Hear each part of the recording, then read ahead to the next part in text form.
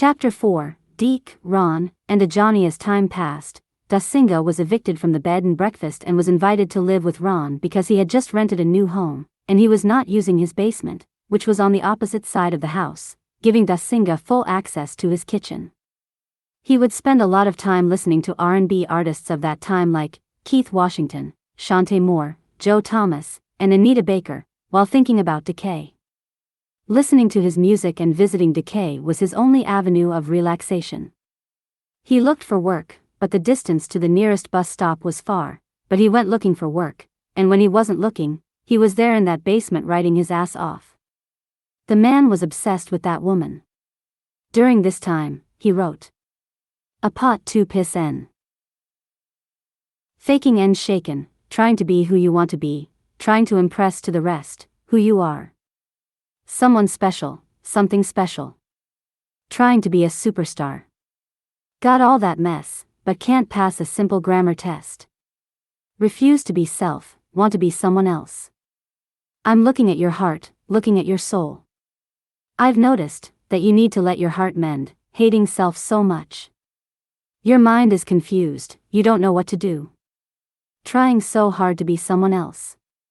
Mind corrupted by sin. Yet, you don't have a pot to piss in. He wrote. Do I hate white folks? So many of us black folks hate white folks. Why? Slavery. Civil rights. Jim Crow. And much, much more. How many of us know of the many white folks that die for us black folks? Sure, we have heard of the ones that died in Mississippi, fighting for the right for us to vote. But it has been crossed out of our minds, because of time. How about the many white folks that helped Harriet Tubman with the Underground Railroad? Do I hate white folks? No, that's a sin. I would have to hate more than half my kin, not to mention myself. Again, that's a sin. We all must live together, blend. Stop hating because of skin. Nowadays, white folks from the east, north, and west come down to the south. Unhappy about what comes out of our mouth. There are a few, hell, there are many, but don't judge anyone until they open their mouth. Look at their actions to see if they are prejudice. I have to ask, are you? Pride is far from prejudice. If I kill your family, will you hate every man from Louisiana? Every dread? A little history, they are not called dreads, but locks. Your kin called them dreads, to create self-hate and prejudice. Treat hatred with love, hatred with hatred causes a fire too big to put out. So, watch the words that come out of your mouth. Not all white folks, not all black folks are consumed with hate. Try to relate. Before you boast, ask yourself. Do I hate white folks? Lastly, he wrote. Cry aloud and spare not. Rat-a-tat-tat goes the gat, that sprays the brother on the corner. Ring-a-ding, ding is the song they sing, to carry the body away. Boo, hoo-hoo, are the cries from the eyes of the mother, who birthed the young brother. All these sounds ring out every night in the streets, that are filled with the blood of all the people in flight. Even as you read, and listen to the words of reason. Someone's time has ran out. As their loved ones scream and shout. Here, my dear, is the solution. Cleanse yourself of the pollution. All of the things you can do without. When you have been cleansed, then you can blend. Tell everyone of the power. Hell is real, hell is hot. So, cry aloud, and spare not. Deque didn't know what he was getting himself into by moving in with Ron, because Ron was a gigolo dealing with twin brothers who were 19 years old and had a few older gentlemen, as well. He was spoiling most of them with gifts. Deque spent most of his time at Deque's and stayed to himself, in the basement, but when he was home, he was bothered by Ron's activities, even though he couldn't hear a thing, and Rod kept his company in his room all the time, out of respect for Deque. Deque felt he was being too sexually active with AIDS. Many people were being killed for not telling people about their condition, before having sex with them, and he felt Ron might be doing the same thing. Deque would come over from time to time, and she and Ron became the best of friends. One day after Deque had left, Deque and Ron were watching television. Ron said to Deque, "Nigga, she's really into you. You'd be a fool to let her go." "Hell, if I weren't gay, I'd be happy to find someone like her." Deque smiled, "Shit, I'll never let her go. She's the best thing I've seen in my entire life." Just then, one of the twins came into the house. Deque was about to excuse himself, and Ron stopped him. "No, you're okay, he just came to get something." Ron excused himself and walked to his bedroom. While waiting, the twin turned to Deque. "You're gay too?" Deque said, "Hell nah, Ron, just my friend." Deque, in turn, asks him, "How long have you been gay?" The twin, with a strange look, "I'm not gay, I'm a giver, not a receiver." Deque said, "Huh?" The young man laughed, "I give, I don't take. Well, I take the money and clothes, but I don't play that other shit." Rubbing his head in confusion, Deque tried to understand the young man's logic, but Ron came in, and they went outside. Upon Ron's return, Deque asked, "What in the hell do you have these young men thinking they ain't gay? He talks about giving and receiving." Ron said, "I don't have him thinking that way, many feel that way. Especially those that come out of jail or prison. You think I'm going to correct him, and even if I did, you think they are going to stop?" Deque shook his head, "Hell, I don't know." One day, while in a rush to get ready to visit Deque, he ran to the bathroom, and to his surprise, he found towels with feces mixed with blood. Upon looking at it, he ran to the toilet and lifted the seat. There were feces mixed with blood in there as well. Just then, Deque blows her horn. He runs outside and vomits on the side of her car. He waited for a few seconds and entered her car. "Are you all right?" she asked. "No, but I gotta get out of that house, as soon as possible, because he's just a madman." Deque asked, "What did Ron do?" "He's a sweet person." Deque said. "Yes, he is, but his sexual activities disturb me. He's a whole hoe." Deque laughed, "Not half a hoe, but a whole hoe? Hell, you could have stayed with me when you first moved in with him." Deque said, "I didn't want to rush, but if it's all right with you, I want to move in tomorrow, while you're off." Deque smiled, "No problem. Now, let's go and enjoy the rest of the evening and get your mind off that stuff. Got a taste for some buffalo wings?" Deque smiled back, "Do shit stink?" She laughed, "Not mine." Deque looked at her, "Shid." "Oh, okay," and she drove off. The following day Deque called Deque, "I have to work this weekend, they just called me in, so you have to find another way to get your stuff to my apartment." Afterward, he spoke to Ron about his situation, and Rod made a few calls. "Hi, Deque," Ron said. "I got a friend who's a mechanic, and this guy owes him some money for fixing his truck and hasn't paid as of yet. Here's the key, and you have to return it before Monday," Deque said. "Hell, it's Wednesday, and all I got is a bunch of clothes and a few books. Ain't no way I won't be finished by Monday." He drove a load over to Deque's apartment before she went to work and got a copy of the apartment key. He made dinner and cleaned up the apartment, while she was at work. He told himself he'd made another load the following day because he only had a few small things left and took a break. Until that Friday night. Trying to avoid that Friday night traffic, he took the back roads, where he ran straight into a checkpoint. "License and registration, please?" the officer said. "Well, sir, I don't have a license, and the vehicle is a loaner from a friend." The officer went to his vehicle, got on the police cruiser computer, and returned after 5 minutes. "Sir, you are under arrest. Not only do you not have your license, but this vehicle has also been reported stolen." Deque knew he would go to jail for not having a license, but he was in shock when the officer said the truck was stolen. Deque felt hopeless, because he was miles from home, and a stolen vehicle sounded like a lot of time to serve in jail. He stayed in jail over the weekend, but out of surprise, he heard an officer call his name, and he started out processing him that Monday night. He walked to the exit, and Deque was right there. She had called Ron frantically, thinking he was over at his house. Ron and Deque worked together and found out he was in jail.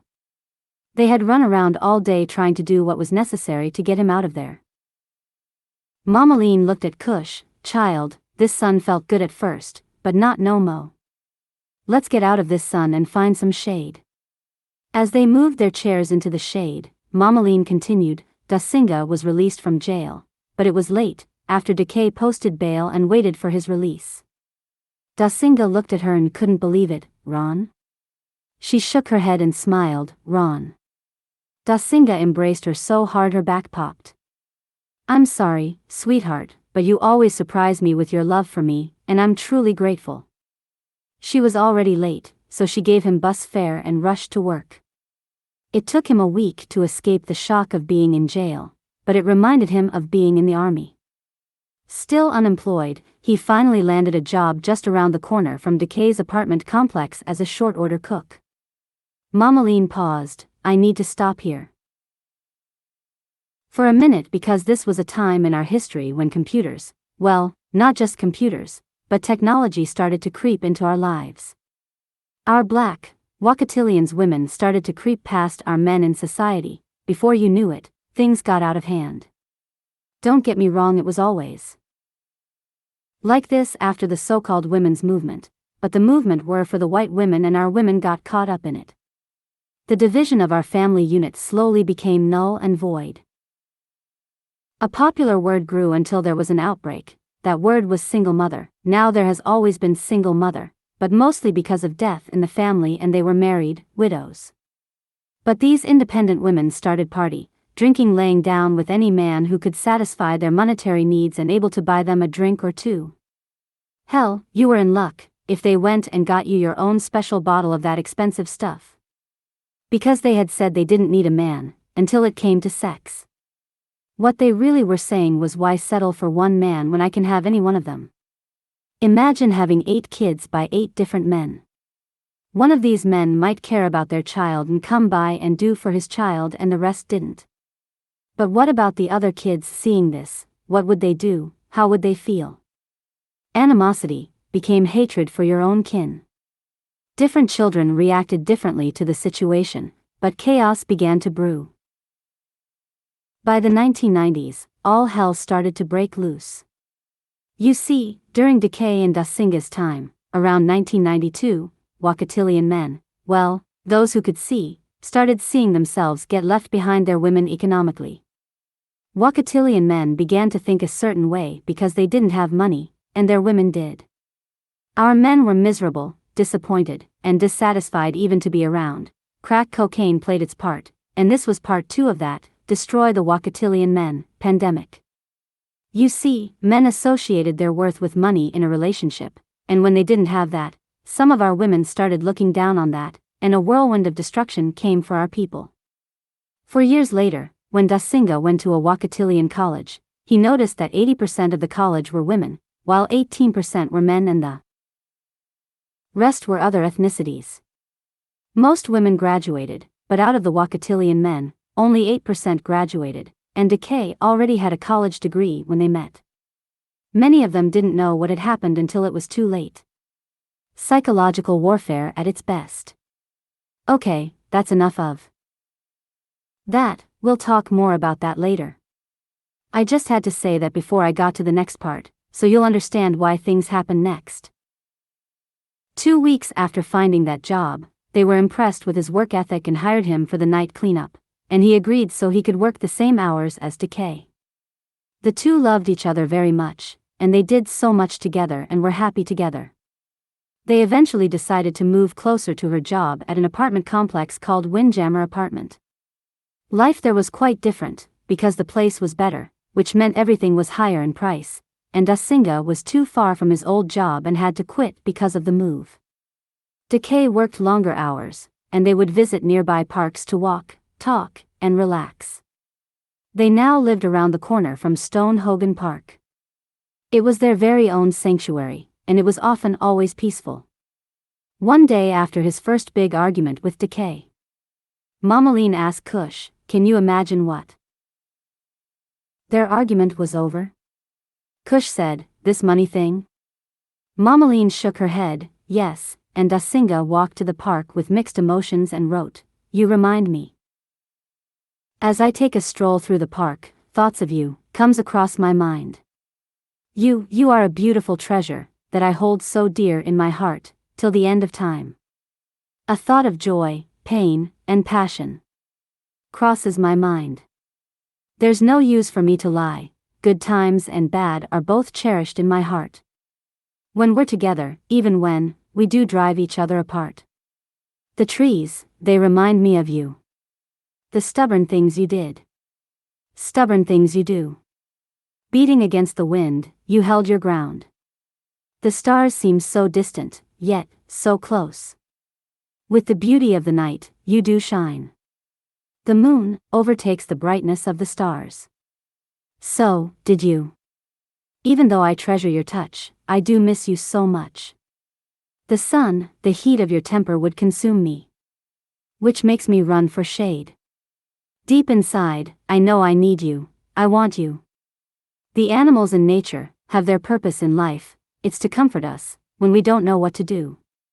The laughter they bring, just with their presence, seems to make us forget the pain inside.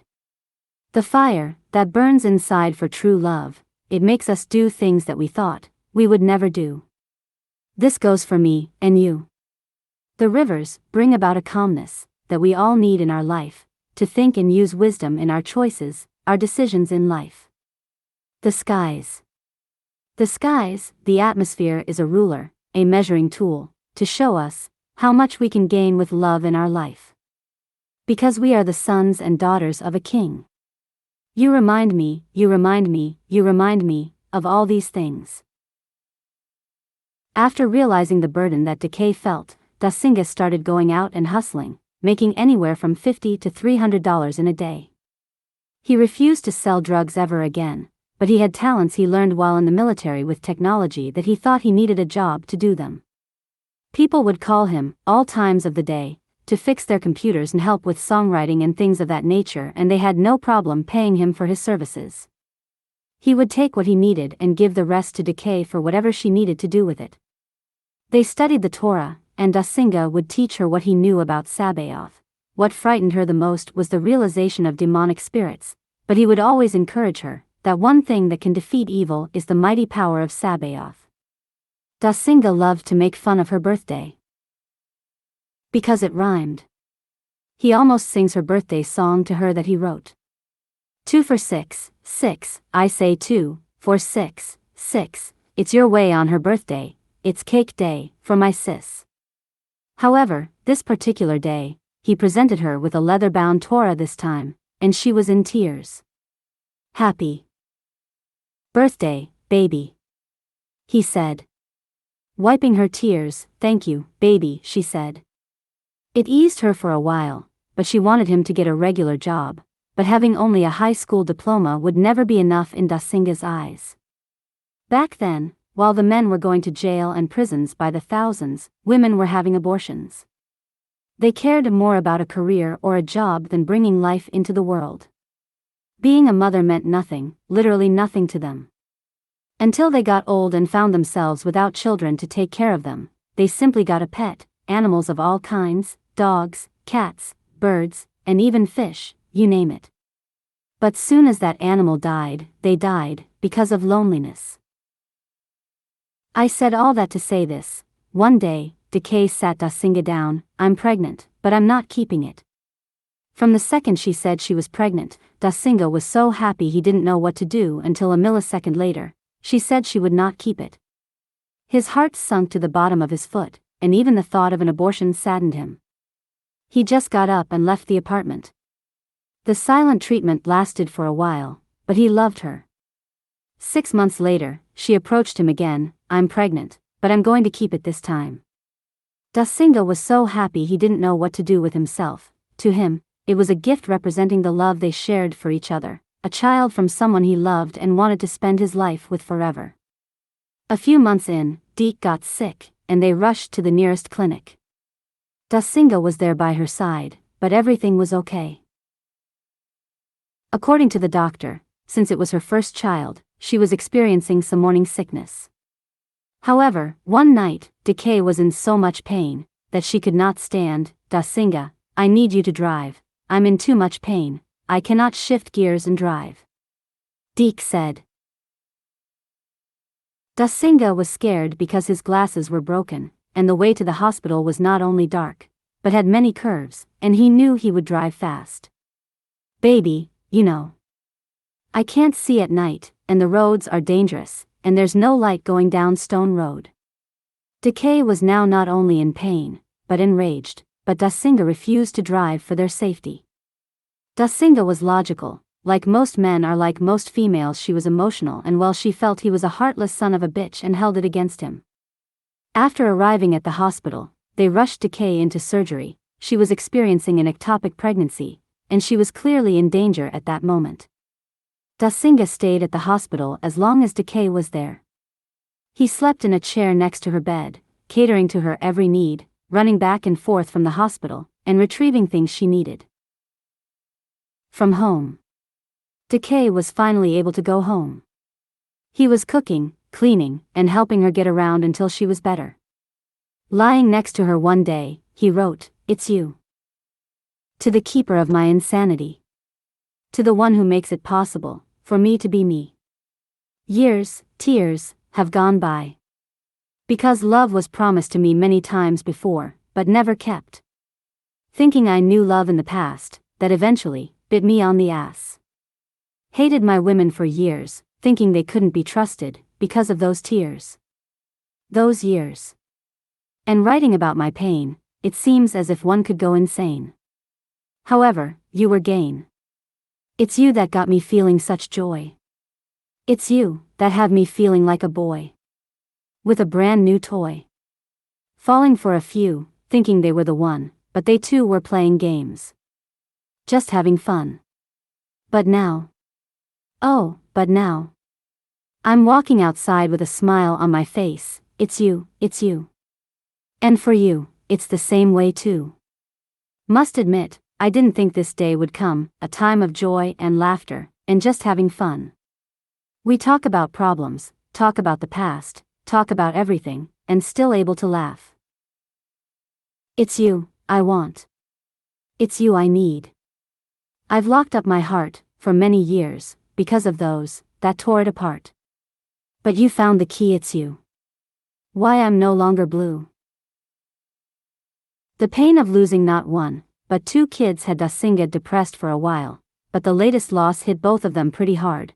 But a few months later, they returned to a place of peace, or so they thought. Deque started redecorating the apartment with white, everything white. Living room set, and even a toy poodle named Cookie. They even had a little white convertible Mazda Miata. Deque took an old antique coffee table, sanded it down, and painted it white as well. When you walked into the apartment, you thought you were in heaven. Deque had an eye for interior decorating and put her heart into it, and Deque helped whenever he could. He just wanted her to be happy by any means necessary. Trying to deal with her happiness made him lose sight of the more profound pain he was going through. Depression kicked in, and the communication barrier became an issue for the two. Deque stopped cleaning and cooking and spent most of his time getting back into the music business, meeting local and national artists to sing his songs, but that didn't come quickly enough for him. Deque saw the frustration, and she introduced him to a group of women who needed songs. They recorded a few songs together, but even that strained the relationship. Deque was up one morning mad at him as the bills piled up. "You don't clean up, and your ass sits around watching television. That couch you sitting on, that shit is mine. That food in the refrigerator is my food." She got up and started throwing eggs in the sink. "These eggs, these are my fucking eggs." Deque got frustrated and moved out and got himself another bed and breakfast, but that same night, he had already missed Deque. He knew she was right, but he didn't know what to do about it. That night he wrote, "Have you seen my car? Someone stole my car. Have you seen it? It can't be far, It's about 5'5" in height, kinda petite in width, weighs 125 pounds, maybe less. That's the description I can give for now, because I haven't had any rest. Oh yeah, manufactured in the West Indies, along the territory of St. Thomas. The only reason I'm looking is 'cause I care. Can you help me find my car? I love my car, without it, I can't go very far. White interior, black exterior, it could not be far, my car. Please tell me if you've seen my car. The last time I saw it, I left the keys in the ignition. 'Cause I was on the phone, I simply forgot to lock it, until I realized it was gone. When I could not find the keys in my pocket. Someone slips in and now probably taken it for a ride. I miss washing my car with words of wisdom. Simple conversation of passion, it taught me how to love, share, and care. Now, my life without her is a nightmare. Running out of patience. Nervous as hell. Has he wrecked my car? Probably, repainted it, I don't know. Can't eat, can't sleep. Please Lord, tell me. Have you seen my car?